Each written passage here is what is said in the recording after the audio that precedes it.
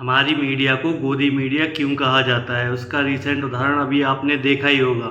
नेपाल में जैन जी ने प्रोटेस्ट किया, लेकिन यहाँ की जो मीडिया है वो कुछ और ही दिखा रही है कि ये प्रोटेस्ट जो किया गया वो इसलिए किया गया कि वहाँ पे जो सोशल मीडिया ऐप्स थे लाइक फेसबुक, इंस्टाग्राम, स्नैपचैट वगैरह वो सारे बैन कर दिए। तो वहाँ के जो जैन जी लोग हैं वो परेशान हो गए और उन्होंने उसके खिलाफ प्रोटेस्ट करना चालू हो गया। लेकिन जो असली बात है, किस मुद्दे पे प्रोटेस्ट हुआ, वो ये नहीं दिखा रहे हैं, क्योंकि अगर वो असली चीज़ें दिखाएंगे तो उन्हें भी पता है कि यहाँ के युवा भी अगर सरकार से सवाल पूछने लग गए तो सरकार के लिए काफ़ी जहमत होगी। पर लगाया गया बैन वापस ले लिया है, लेकिन ये जीत आसानी से नहीं मिली। सरकार ने फेसबुक, इंस्टाग्राम, यूट्यूब समेत 26 नहीं, असली बात यह है कि वहाँ का जो जैन जी प्रोटेस्ट कर रहा था वो कर रहा था करप्शन के खिलाफ।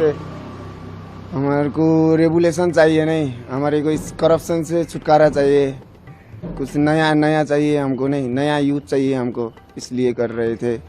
वहाँ हालत है, नेपाल में भी हालत इंडिया की जैसी है। वहाँ भी जैन जी जो मांग रहा है वो जॉब मांग रहा है। में बैठे करप्ट मिनिस्टर हैं, फाइनेंस मिनिस्टर हो गए या प्रधानमंत्री हो गए, उनके खिलाफ बोल रहा है।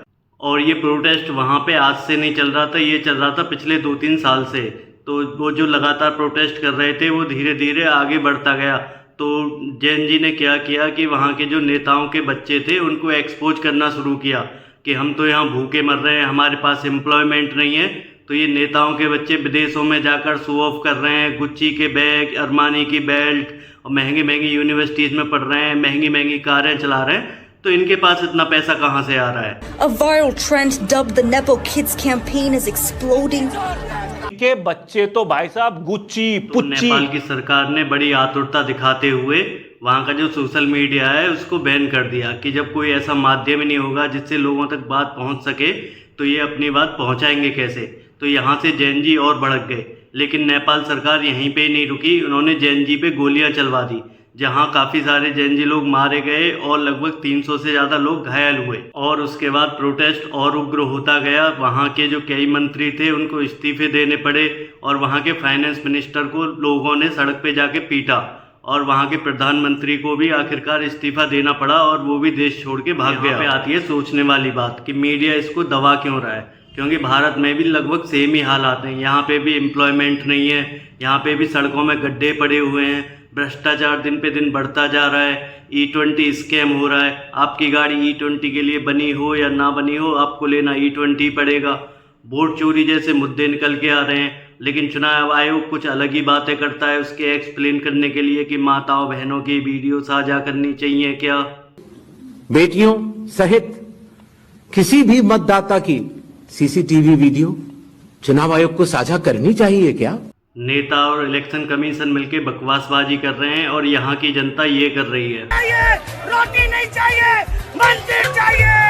यहाँ के नेताओं के बच्चे तो पढ़ रहे हैं ऑक्सफोर्ड में, हार्वर्ड में, कोई BCCI का चेयरमैन बन गया, किसी ने एथेनॉल की कंपनी डाल ली, और हम और आप क्या कर रहे हैं? सड़क नहीं चाहिए, रोटी नहीं चाहिए, मंदिर चाहिए।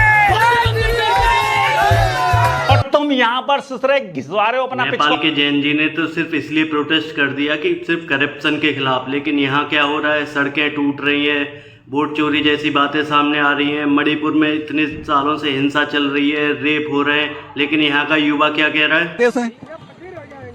एक मिनट क्या मोदी ने क्या किया? मोदी ने बहुत कुछ किया। क्या किया?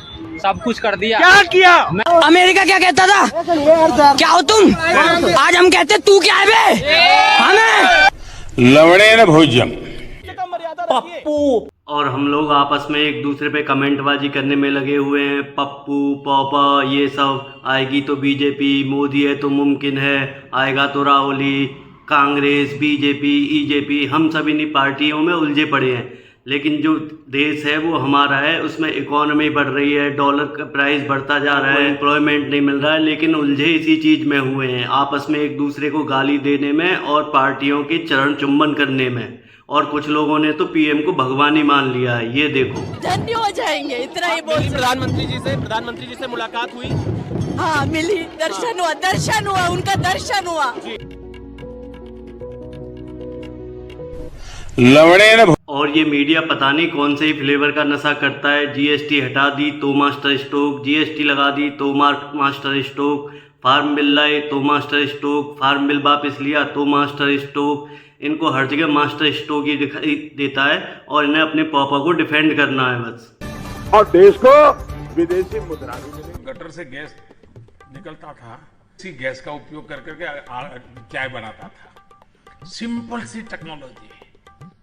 मैंने कहा इतने क्लाउड है, बारिश हो रही है, तो एक बेनिफिट है कि हम राडार से बच सकते हैं। भैया वाह, भैया वाह, छठी क्लास के बच्चे को भी इससे ज्यादा। ये लोग हमारे देश के उच्च पदों पर बैठे हुए हैं, इनसे ज्यादा ज्ञान छठी क्लास के बच्चे को होता होगा। बिहार में प्रोटेस्ट चल रहा है कि टीचर की वैकेंसी जो खाली हैं उनको फिल किया जाए, लेकिन उसकी कोई बात नहीं कर रहा है, कोई मीडिया हाउस बात नहीं कर रहा है। सड़कों पे गड्ढे पड़े हुए हैं, कोई बात नहीं कर रहा है। पानी भरा हुआ है, कोई बात नहीं कर रहा है। स्कूलों की छत गिर रही है, कोई बात नहीं कर रहा है। बात क्या कर रहे हैं ये देखिए। सलमान खान से भी 4 इंच चौड़ा है और तो और क्रिकेटर विराट कोहली से 8 इंच ज्यादा चौड़ा है।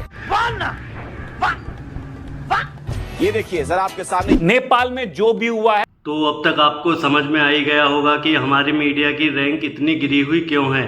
तो आज के वीडियो में बस इतना ही। तो चैनल को सब्सक्राइब करें और वीडियो को लाइक करें। धन्यवाद।